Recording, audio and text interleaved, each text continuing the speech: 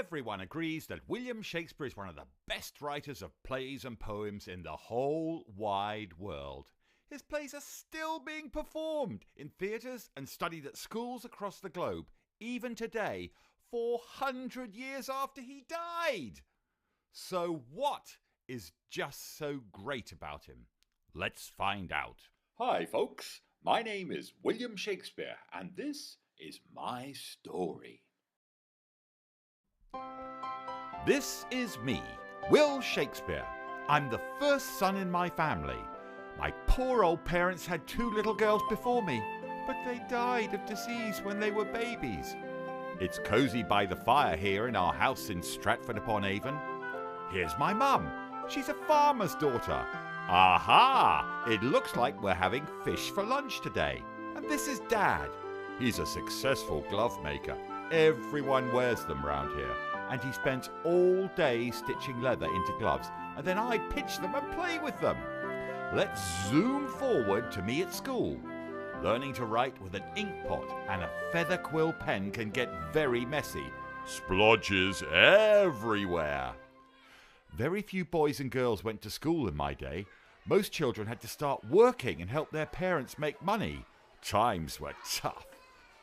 But my father was an important man around town, and that meant that I was able to go to the local grammar school and learn how to read and write. Our schoolmaster taught us subjects like history, Greek and Latin. He's put some Latin on the blackboard. Teachers were extremely strict in my day. Put a foot wrong and you got a beating. What I really like most of all is plays, acting, theatre, writing, that sort of stuff. I had tons of ink and loads of sharp quill pens. The paper you have today wasn't around when I was writing. Parchment was the best thing to scribble on. And don't forget, I didn't have any electricity either. I had to write by the window or by candlelight at night.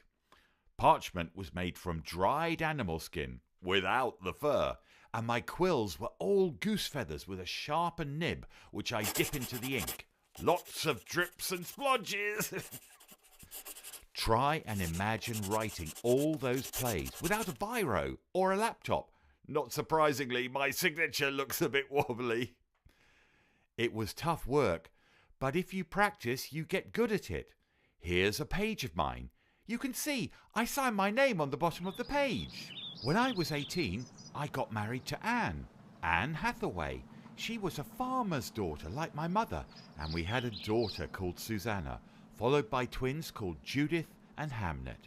It was a busy household, but you know, don't you, what I spend most of my time doing? Writing! I had so many ideas pouring out of my head that I just had to write them all down. I wrote long poems, short poems called sonnets, 154 of them, and all kinds of plays. I was an actor as well as a playwright, and I had a pretty good idea of how to tell an exciting story on stage. Soon, I organised a bunch of actors to perform my plays. We got together, a group of us called the Chamberlain's Men, and the actors would learn the lines as fast as I could write them, and then we put the plays on the stage. Girls weren't allowed to be actors, so all the girl parts had to be played by boys.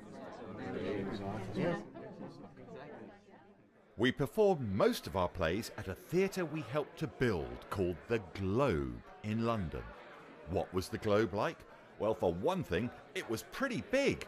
Around 3,000 people could fit inside it, and it had an open roof, so when it rained, the standing people got wet. When a performance was on, there was a flag flying on the roof. A canopy hung over the stage to protect the actors from the rain, and the trapdoor in the floorboards was a brilliant way for actors to pop up unexpectedly and surprise the audience. Richer people could sit in comfy seats in the galleries and get a good view. The rest of the audience stood around the stage, pointing and shouting and laughing and chatting and eating and drinking. Hold on a minute! What's that bloke up to? He's a pickpocket and he's nicking that man's money! A few years after we built the Globe, disaster struck when a plague, which we called the Black Death, broke out in London and the theatre had to be closed. Check out the plague doctor with his beaky mask filled with sweet-smelling flowers as he goes about the town trying to save people. Nasty job, that one. Glad I'm a playwright. Animals are dropping dead, people are covered in horrible sores and boils, and everyone is trying to save themselves. The Black Death was a nasty, dangerous part of my life. But what else was going on when I was around?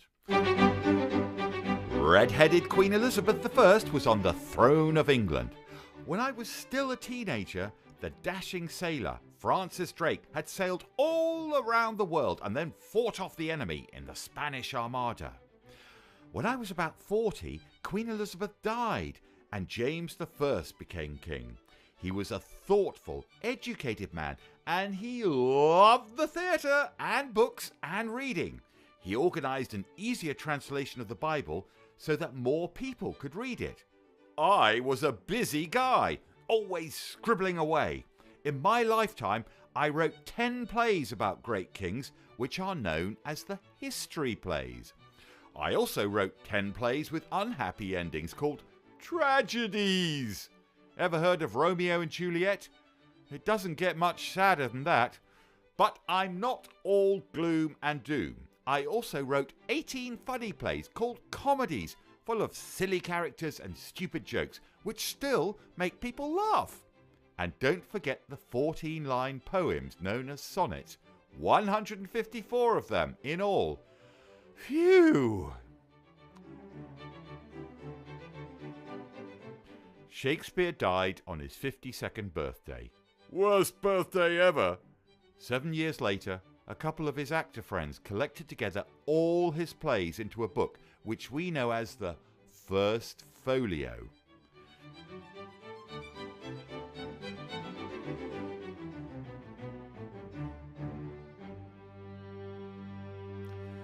If you've ever said, "Good riddance," to someone, or listened to a ref talk about fair play, if you've heard about someone who's got a heart of gold, or used the expression, love is blind, well, you're quoting exactly what he wrote more than 400 years ago. Time hasn't changed the importance of Shakespeare's plays. Inside each one, you'll find people with feelings, fears, problems, and hopes that everyone can understand today. So let's hear it for William Shakespeare!